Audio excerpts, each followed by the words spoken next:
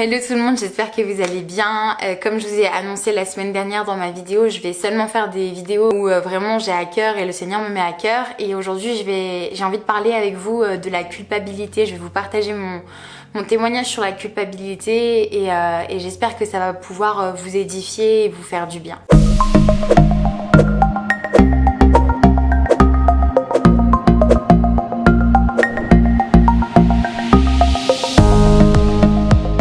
Seigneur Père, merci pour toutes ces personnes qui regardent cette vidéo. Seigneur, je prie maintenant au nom de Jésus que tu puisses les envahir de ta présence, Seigneur, qu'il puisse y avoir une chaleur et vraiment une atmosphère qui vient de toi. Et que toute culpabilité, toute honte, toute peur quitte maintenant leur corps et leur esprit. Je prie que tu leur envoies l'esprit de vérité, qu'ils puissent abandonner la culpabilité, abandonner toutes ces choses et juste te réfugier dans tes bras d'amour. Seigneur Père, merci pour ces vies. Je veux vraiment les bénir au nom de Jésus. Donc aujourd'hui je voulais vous partager mon expérience par rapport à la culpabilité. Comme vous savez, je partage très régulièrement des témoignages de ma vie concernant des addictions ou des péchés que j'avais du mal peut-être à me détacher. Ce sentiment que j'ai eu pendant plusieurs mois, voire plusieurs années au début de ma foi. J'ai eu beaucoup de mal en fait à arrêter de tomber. J'avais toujours ce péché lié au péché sexuel et j'avais du mal parce que des fois, sans même aller jusqu'au bout des choses, je commençais à tomber, etc. Et je ressentais toujours cette culpabilité et cette tristesse qui m'envahissait parce que quand plus vous continuez, plus vous expérimentez le Seigneur, plus vous vous rendez compte qu'il y a des choses que vous pouvez plus faire.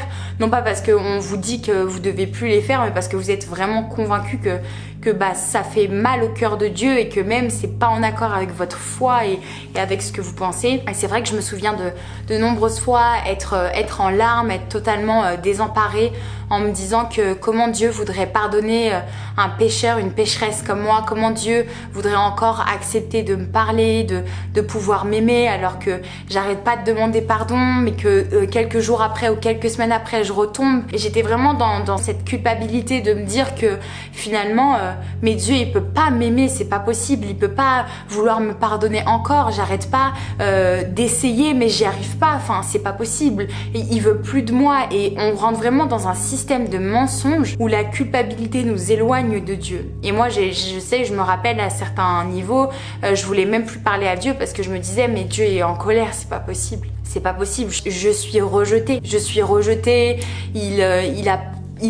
suis plus son enfant, je vois pas comment Dieu pourrait pardonner encore et encore.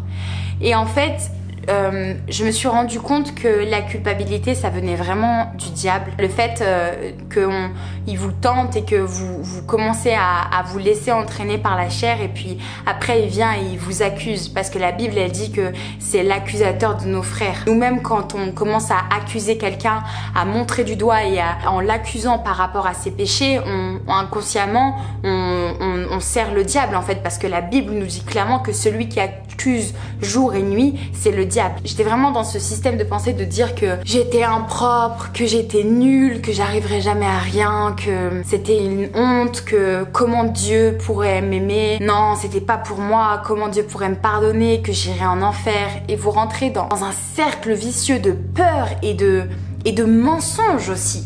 Vraiment de mensonges. Jusqu'à ce que je découvre que la culpabilité c'était pas de Dieu. Et Dieu voit le passé, le présent, mais aussi le futur. Et Dieu ne fonctionne pas avec ce temps, il ne vit pas dans le temps dans lequel nous vivons avec les années, les heures et les jours. Il est en dehors du temps. Il est omniscient, il est omniprésent. Et quand Dieu décide de vous aimer, quand Dieu décide de vous donner quelque chose, parce qu'il y avait aussi ça, le fait de dire ouais mais Dieu m'a béni et moi pour le remercier, je tombe dans ce péché. Quand Dieu décide de vous bénir ou de vous aimer, il sait tout ce qui va se passer à l'avance. Et en fait, le fait qu'il sache tout ce qui va se passer à l'avance, ça montre qu'on n'a pas un Dieu qui donne en fonction de ce que l'on fait, mais on a un Dieu qui nous a aimé le premier, qui nous aime d'un amour agapé, d'un amour simple, d'un amour qui n'attend rien en retour. Quand je me suis rendu compte qu'en fait on pouvait pas décevoir Dieu, parce que la culpabilité elle était vraiment basée sur le fait que j'avais l'impression de décevoir Dieu, en me rendant compte que Dieu connaissait tout à l'avance, je me suis dit waouh.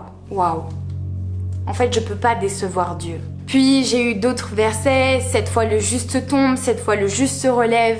Et j'ai eu d'autres versets aussi qui disent que Dieu regarde au cœur. Et moi, la volonté de mon cœur, c'était d'arrêter ce péché. C'était pas de pécher volontairement et de me dire, ah, de toute façon, Dieu me pardonnera, je prierai. Mais c'était vraiment d'un cœur sincère de dire, Seigneur, aide-moi dans ma faiblesse.